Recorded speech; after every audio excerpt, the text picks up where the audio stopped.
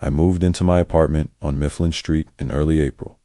It wasn't anything elaborate, just a one-bedroom in an old brick building downtown. It had creaky hardwood floors and radiators that hissed like murmuring pipes. It seemed fitting for a freelance video editor like me. I was 27, trying to establish myself doing wedding videos, commercials, and hoping to work on a short film one day. I worked unusual hours, often with headphones on, hunched over my laptop. Sometimes I'd work through the night, particularly with back-to-back projects. For the first few weeks, everything proceeded as usual. I seldom saw my neighbors, which suited me fine. The person across the hall would nod, but the building remained silent.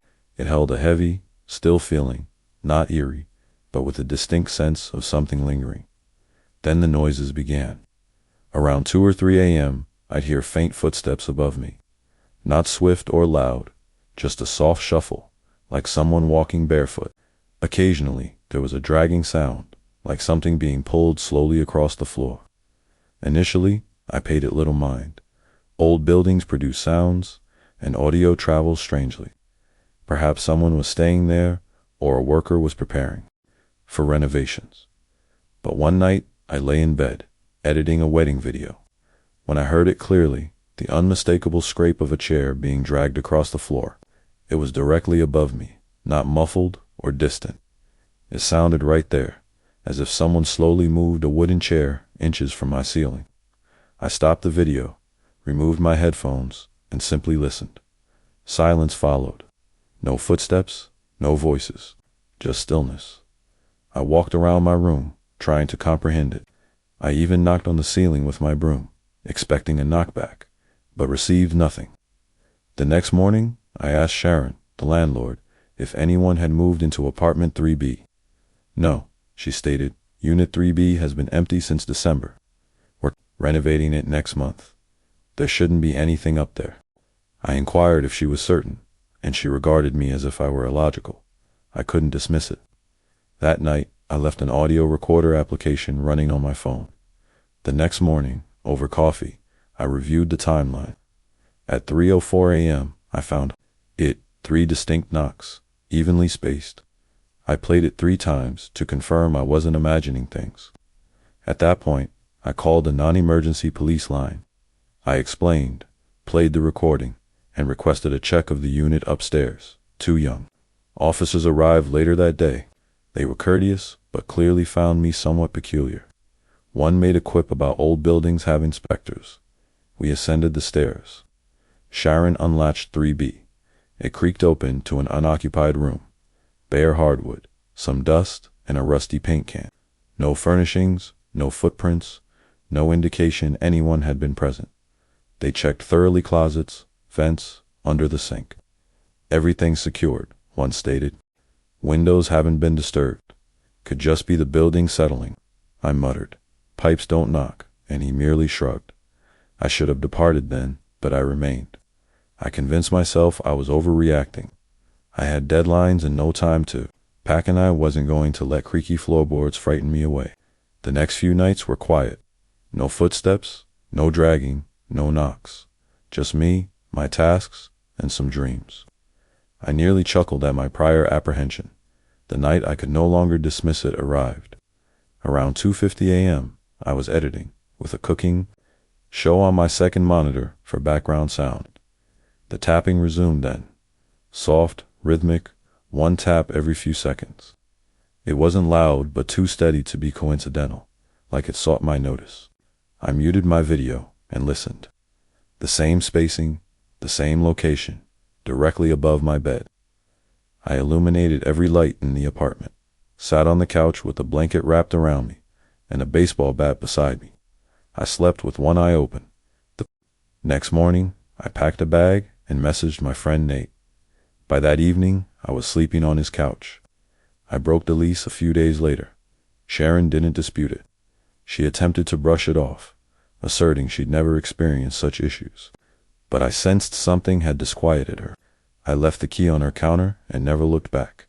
I believed that would be the conclusion of it. But about a month later, I received a direct message from someone unknown to me. No greeting, just, Did you ever hear someone walking around upstairs? That was all.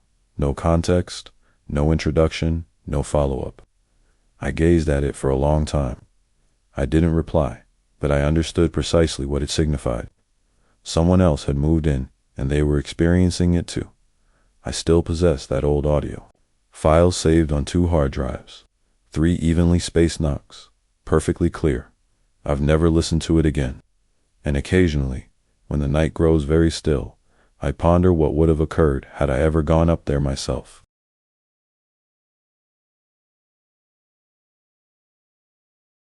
I've lived alone since my divorce 4 years ago. Just me and my dog, Jasper, in a 2-bedroom house in Little Rock. It's the kind of neighborhood that feels suited for peaceful evenings and lawn chairs. People maintain their hedges neatly and wave from their driveways like figures in a film. After interacting with many people all day in HR, returning home to that calm was a great comfort.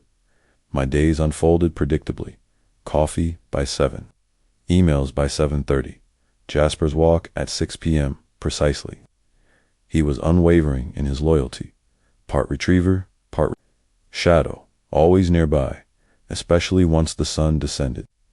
I'd be watching TV, and he'd be curled up near the door, ears occasionally twitching at distant sounds. But in July, something about him changed. It started with him rousing me at the same hour each night, 2:30 a.m., a low, slow growl.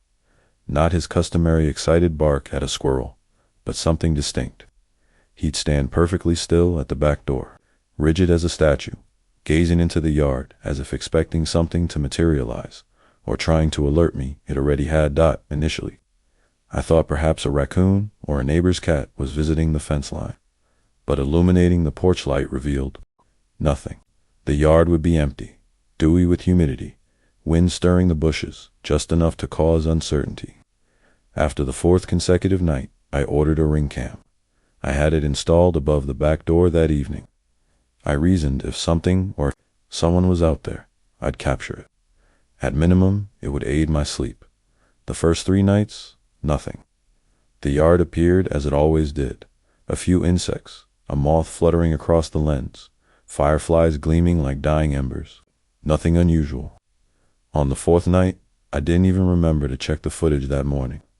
I was tired, running behind for a conference call.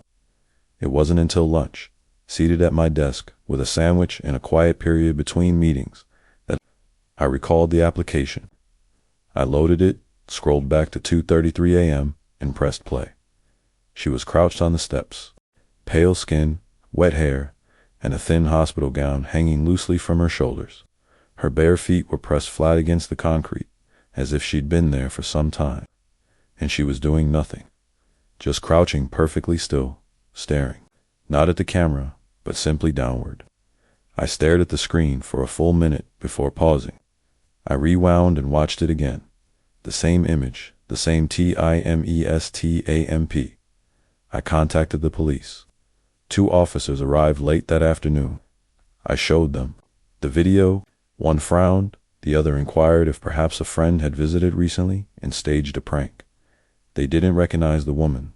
They stated she didn't match any active missing persons or escapees from local facilities. When I asked if they could check nearby hospitals or mental health centers, they offered that diplomatic will make a note of it.